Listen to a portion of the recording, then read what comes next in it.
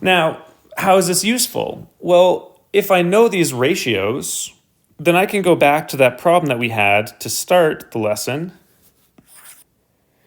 If I only told you that this was 75 degrees and you didn't know that one side was 20 and one side was 55, you can't just create a right angle triangle here because you don't know what this angle is or what this angle is. It only worked because I told you in the first example.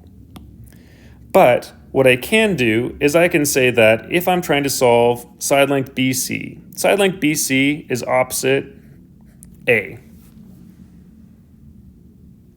And what do I know?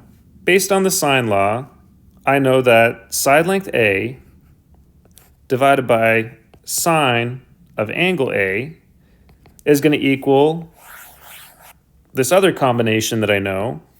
I know that's angle C, so that's side length C.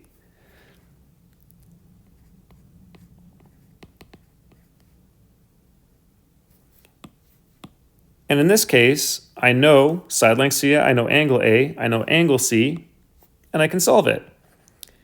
A over sine of 75 is equal to 12.5 over sine of 35. And to get A by itself, I'm just going to multiply that sine of 75 into both sides and say that A would equal 12.5 times sine of 75, all divided by sine of 35. An easy formula I can put in my calculator, and I get 21.05 centimeters, which exactly matches our answer in the first example, but takes way less time.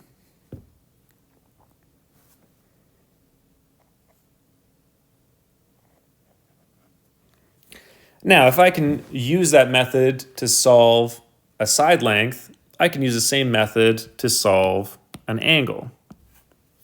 In this case, it wants to know the measure of angle A to C to B. So if I went from A to C to B, then it wants to know what angle C is.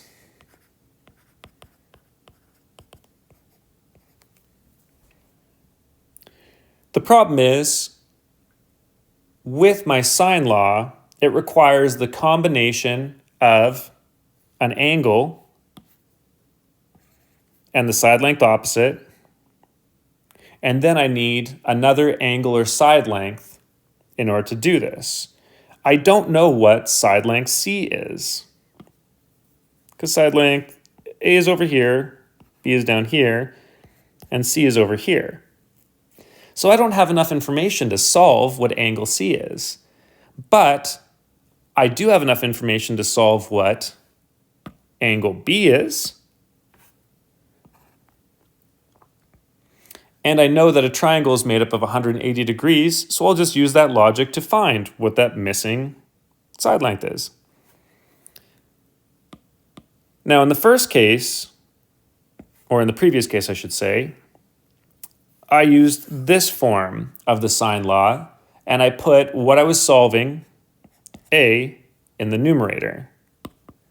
The reason why we list the reciprocal form, because it requires less manipulating of the formula, is that if I'm trying to solve what the angle is, then I'm going to use the angle form of it, or have the angles in the numerator. I'm going to say that sine of B over side length B is equal to sine of A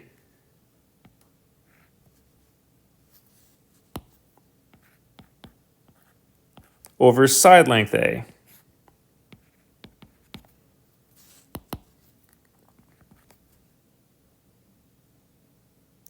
The first thing I'm going to do is the same. I'm going to get rid of the denominator by multiplying both sides by 6.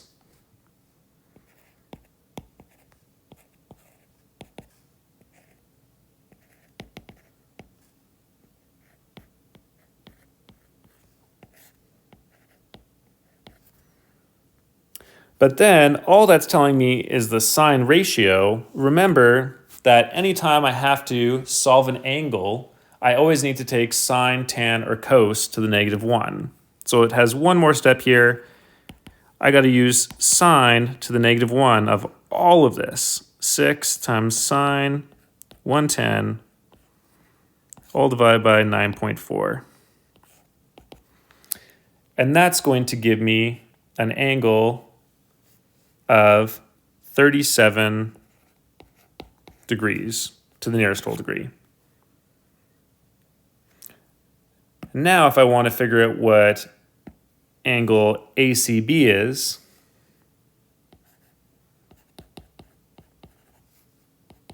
I'm going to take the total 180 degrees in a triangle. I'm going to subtract the 110 for angle A, and I'm going to subtract the 37 for angle B, and angle ACB is going to be 33 degrees.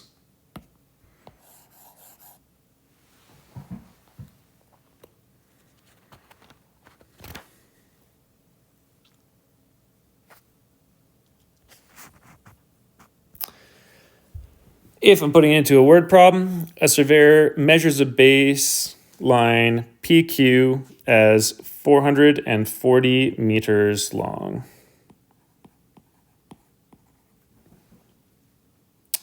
He takes measurements of a landmark R from P and Q and finds that angle Q to P to R is 46 degrees, and that P to Q to R is 75 degrees. Calculate the perimeter of the triangle to the nearest meter. Well, if I want the perimeter, then the perimeter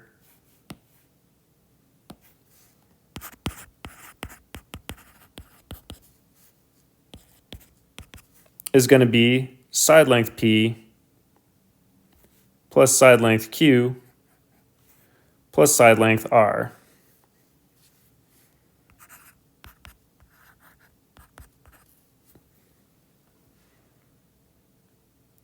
So I need to use my sine law to solve for what P and Q are going to be. But in order to use sine law, I need a combination of an angle and the side length opposite. Here I have an angle, but I don't know the side length, an angle, but I don't know the side length, and a side length, but I don't know the angle. But remember, anytime you're given two angles in a triangle, you always know what the third angle is. Angle R is just going to be 180 minus the other two angles.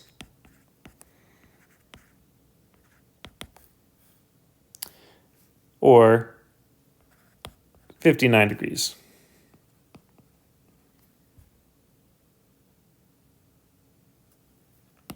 Now I can use that information to solve the other two side lengths. So whichever one I want to start with, I can say that Q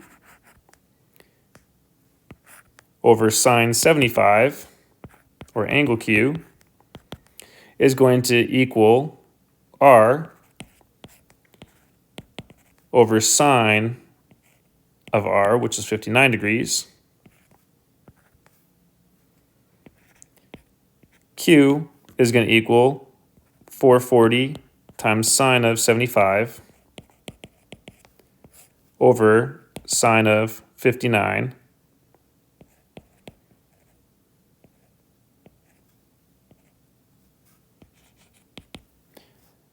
Q is going to equal 495.83 meters.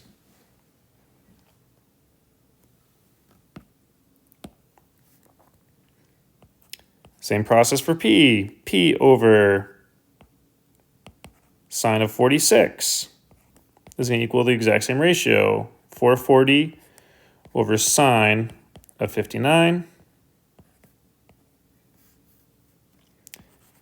P is going to equal 440 times sine of 46 all over sine of 59.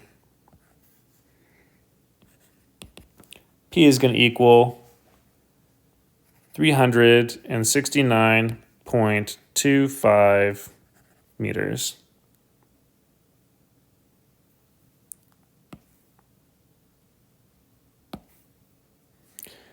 That means that the perimeter is going to equal 440 plus 495.83 plus 369.25, which is going to be, to the nearest whole meter, 1305 meters.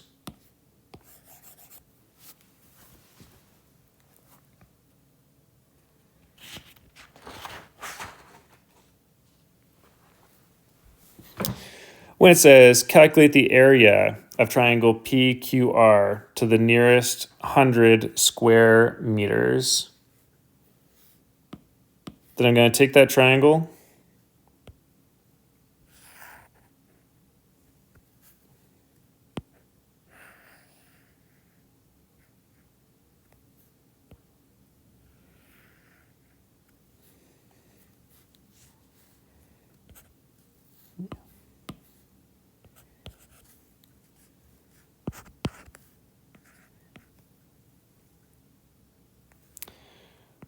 I know that P was 46 degrees. I know that side length R was 440 meters. I solved that side length Q was 495.83 meters. And to solve the area of a triangle, I need to solve the height, which means I'm going to create a vertical height or altitude by drawing a line straight down from R perpendicular to P and Q. And in this case, for this right angle triangle that exists in here, I have my angle is 46, my hypotenuse is 495.83, and I'm solving for my height, which is my opposite.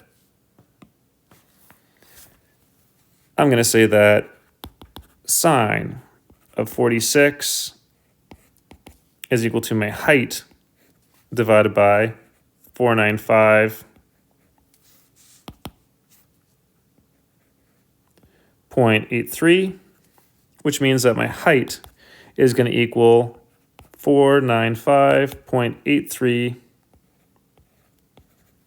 times sine of 46,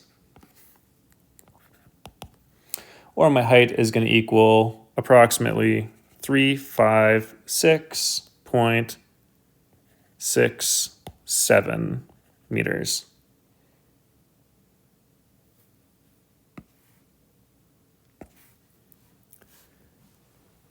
I know that the area of a triangle is 1/2 times the base times the height.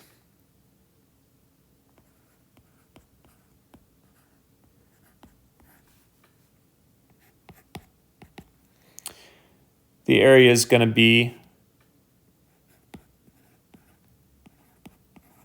to the nearest 100 full meters, so I'm going to round up the last two. 78,500 meters squared. All right, go ahead and get some practice.